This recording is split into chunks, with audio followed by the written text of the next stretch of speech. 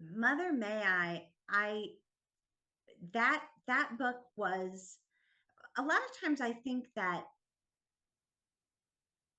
in the same way that I've had books come out of other books via character, sometimes books will come out of other books via a theme or an idea or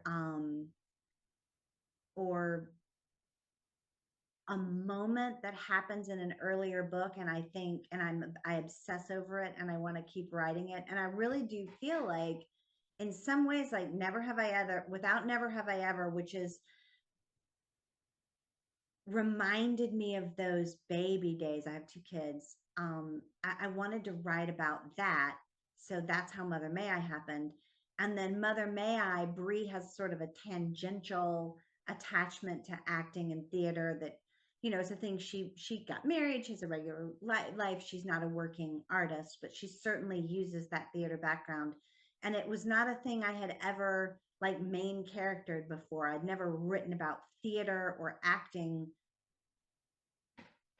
in a whole book way. And so I think like My Little Eye came out of Mother May I. So I feel like those three books went in a chain, but not via character, more via an idea I wanted to explore, or an art form I wanted to explore, or a feeling I wanted to explore. So I mean, Mother May I really is about that, is about motherhood and the I don't know. I mean, I remember that it was right. I was right when I was writing it that that scientific study came out, I believe, about how if you have a baby, if you're pregnant, they can find those baby cells in your brain when you're after you die. Like it's such a visceral, physical connection. So I think that it's just so primal and it's just so real. I hated being pregnant. I'm really bad at it.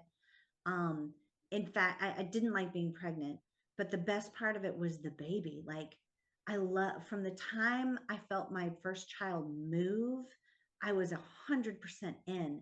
And then the best part of being pregnant was this idea that Brie expresses. Like when I was pregnant, you literally would have to go through me to hurt that kid. I loved that. That was the safest I ever felt. I mean, once they're out, like trying to stick forks into the outlets and eat bleach, it's terrifying. It's terrifying every minute. Um, and so like all those primal mother fears of now the baby's out toddling around, I brought to bear in Mother May I, and then sort of carried that through to With My Little Eye. Well, I have a character who always wanted to be a mother and it wasn't in the cards for her. And so later in life, when she has had biological reasons that she can't do motherhood, she adopts a baby, and it is the same experience for her. It is this visceral and encompassing love. And I also like, and like the idea of,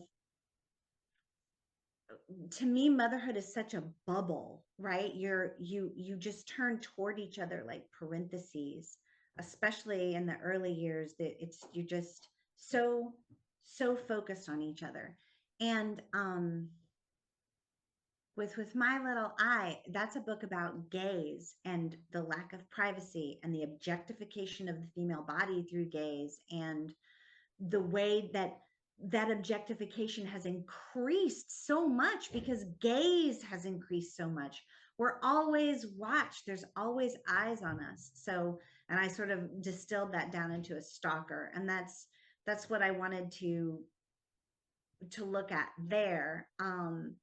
And then like on top of that, With My Little Eye, I think my favorite thing about With My Little Eye is that I wrote Honor. Honor is the actor who Maribel's daughter, her adopted child. Honor is on the autism spectrum, and she's in a generation that did get. I mean, I the only reason I got diagnosed is because both of my children were diagnosed, and we were like, oh, this has to come from somewhere. And my one of my kids was in a special school for autism that sort of manually teaches autists how to live independently.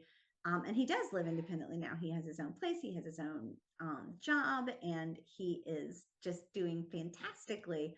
But I went to like some of the people that ran this school who are all PhDs and autism specialists, and I was like, "Do you think that I'm on?" And they were like, "Uh, yes." So then like it was apparent to people who understand autism, but it was a big revelation for me. So to go back and write honor is me. Honor is me at 12, 13 years old. Straight up. That's how I was. That's how I thought. That's how I behaved. Um, and I think the nicest part of that book for me is I love that voice. I think she's really authentic. She's my favorite thing in the book. And I also just love her. And I think she's beautiful and smart and creative and special and amazing.